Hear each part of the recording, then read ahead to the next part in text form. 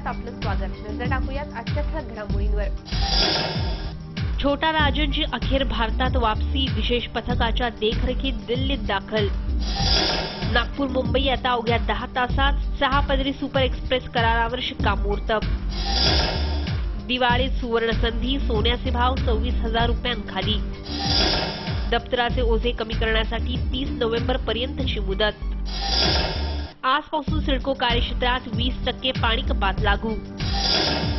मॅस्टिक तर्फे पहिल्यांदाच नवी मुंबईत एक्झिबिशन, आमदार मंदाताई म्हात्रे यांच्या हस्ते सिडको प्रदर्शन केंद्रात उद्घाटन संपन्न. पुन्हा एकदा स्वागत. नवी मुंबईत पहिल्यांदाच मॅस्टिक तर्फे एक दिवसीय प्रदर्शन वाशीतील सिडको एक्झिबिशन सेंटरमध्ये भरवण्यात आलं होतं. आमदार मंदाताई म्हात्रे यांच्या हस्ते या प्रदर्शनाचं उद्घाटन करण्यात आलं.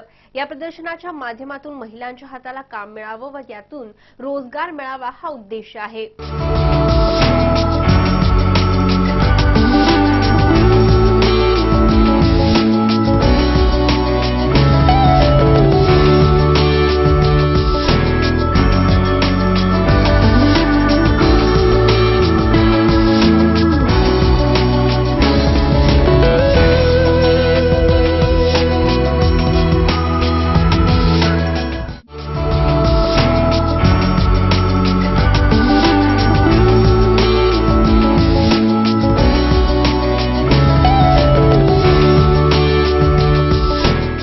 नवी मुंबईत पहिल्यांदाच मॅस्टिक तर्फे एक दिवसीय प्रदर्शन भरवण्यात आलं होतं. वाशीतील सिडको एक्झिबिशन सेंटरमध्ये भरवण्यात आलेल्या प्रदर्शनाचं उद्घाटन शुक्रवारी आमदार मंदाताई म्हात्रे यांच्या हस्ते करण्यात आलं. Fashion, lifestyle, home decor, art, designer clothing, interior, kidswear, painting, freestyling, fashionable ज्वेलरीचं या ठिकाणी प्रदर्शन भरवण्यात आलं होतं.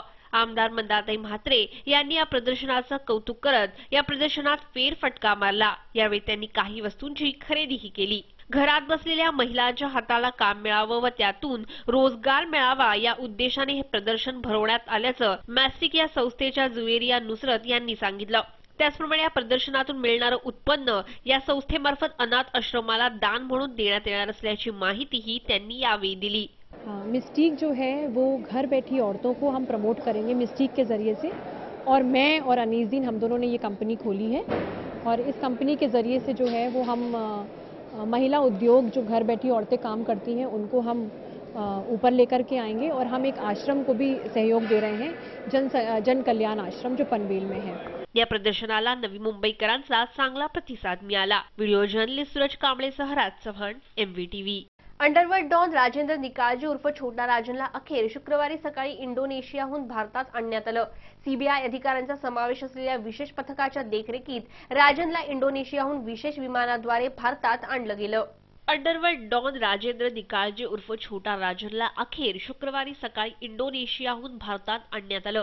सीबीआय अधिकाऱ्यांचा समावेश असलेल्या विशेष पथकाच्या देखरेखीत राजनला इंडोनेशियातून विशेष विमानाद्वारे भारतात आणलं गेलं. सकाळी 5:50 दिल्ली विमानतळावर राजन दाखल झाला. तब्बल 27 वर्षांनंतर राजनची भारतात वापसी झालीय. छोटा राजनला सध्या दिल्लीतील सीबीआयच्या मुख्यालयात ठेवण्यात आले. तिथेच त्याची चौकशी सुरू आहे. सीबीआय चौकशी पूर्ण झाल्यानंतर मुंबई पोलिसांकडे राजनचा ताबा सोपवायचा की नाही याचा निर्णय होणार आहे.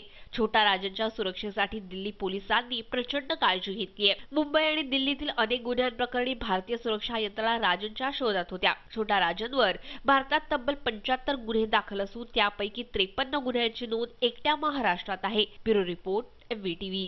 नागपूर मुंबई सुपर एक्सप्रेस 6 पदरी महामार्गासंदर्भात केंद्र आणि राज्य सरकारमध्ये महत्त्वाचा करार झालाय. 32,000 कोटी रुपयांचा हा प्रकल्प आहे. 3 वर्षांमध्ये हा रस्ता पूर्ण करण्याचा सरकारचा प्रयत्न आहे. नागपूर मुंबई सुपर एक्सप्रेस 6 पदरी महामार्गासंदर्भात केंद्र आणि राज्य सरकारमध्ये महत्त्वाचा करार झालाय. 32,000 कोटी रुपयांचा हा प्रकल्प आहे. 3 वर्षांमध्ये हा रस्ता पूर्ण करण्याचा सरकारचा प्रयत्न आहे. आधी मुख्यमंत्री देवेंद्र फडणवीस यांनी 8 पदरी मार्गाची घोषणा केली होती, पण जमीन हस्तांतरणाच्या प्रक्रियेत प्रकल्प रखडू नये म्हणून सुरुवातीला तो 6 पदरी मार्ग करण्याचा निर्णय घेतला.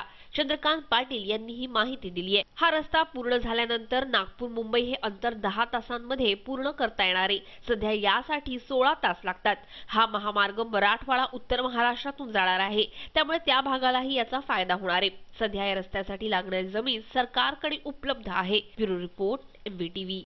शालेय विद्यार्थ्यांच्या पाठीवरील दप्तराचं ओझं कमी करण्यासाठी शाळांना 30 नोव्हेंबरची मुदत देण्यात आली आहे. त्यामुळे शाळांना युद्ध पातळीवर योजना आखून मुलांचे दप्तराचे ओझे कमी करण्याकरता पावले उचलावी लागणार आहेत. तसंच दिलेल्या मुदतीत दप्तराचे ओझे कमी करण्यास शाळांना अपयश आल्यास मुख्याध्यापक आणि शाळांच्या संचालकांना जबाबदार धरून त्यांच्यावर कारवाई करण्यात येणार आहे.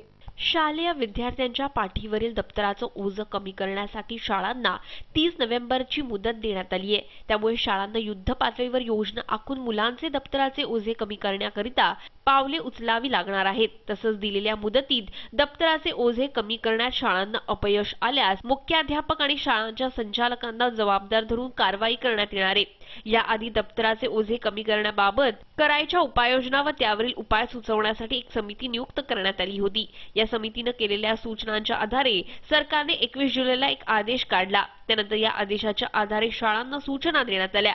शाळांनी दप्तराचे ओझे कमी करण्याबाबत सरकारने केलेल्या नियमांची अंमलबजावणी 30 नोव्हेंबर पर्यंत करायची आहे. हा आदेश व आधीच्या सूचना शाळांच्या मुख्याध्यापकापर्यंत पोहोचतील याची खातरजमा शिक्षणाधिकाऱ्यांनी करायची आहे. Bureau report, MVTV. दिवाळीच्या मुहूर्तावर सोने खरेदी करणाऱ्या ग्राहकांसाठी एक आनंदाची बातमी आहे.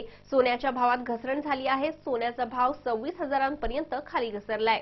ऐन दिवाळीच्या तोंडावर सोने दरात मोठी कपात झाली आहे. दिवाळी धनत्रयोदशी 2 दिवसांवर येऊन ठेपलीये. अशात ग्राहकांना सराफ बाजाराकडून खुशखबर मिळाली आहे. सोन्याचे दर मंगळवारी 26,000पर्यंत खाली घसरले. 2013 मध्ये सोन्यानं 33,000चा टप्पा गाठला होता.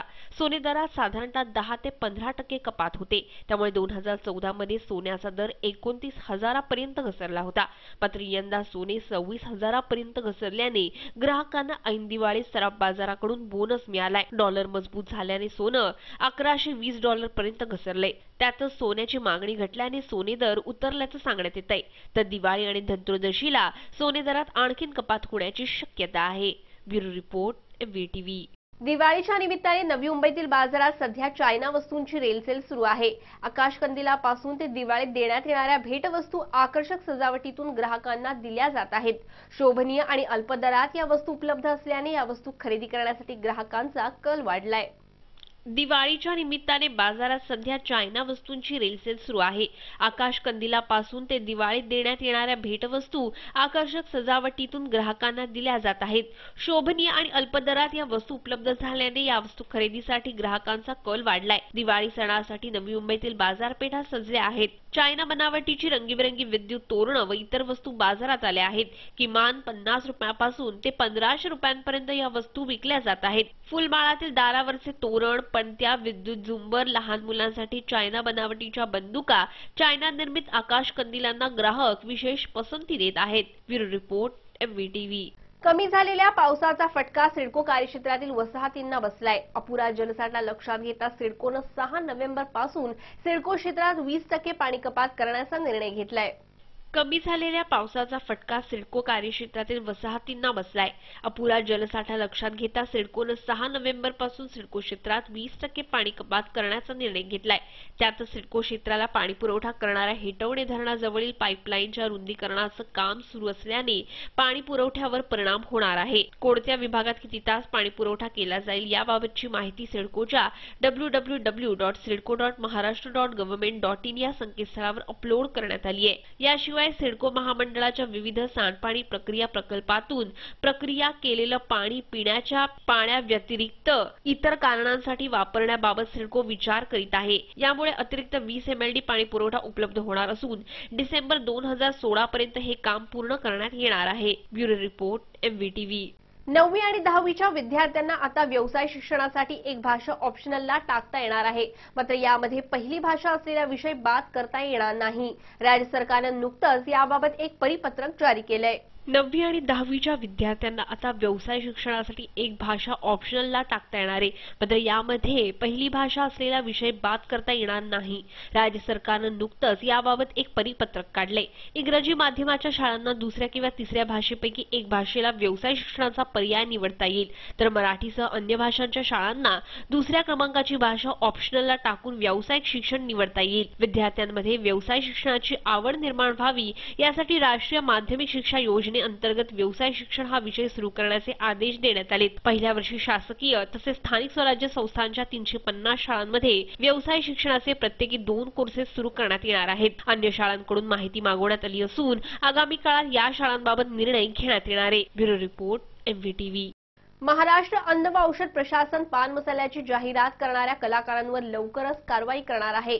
महाराष्ट्रात पान मसाला आणि गुटख्यावर बंदी आहे, त्यामुळे पान मसाल्याची जाहिरात करणारे मनोज वाजपेयी, अजय देवगण या कलाकारांना लवकरच नोटिसा बजावण्यात येणार आहेत. महाराष्ट्र अन्न व औषध प्रशासन पान मसाल्याची जाहिरात करणाऱ्या कलाकारांवर लवकरच कारवाई करणार आहे.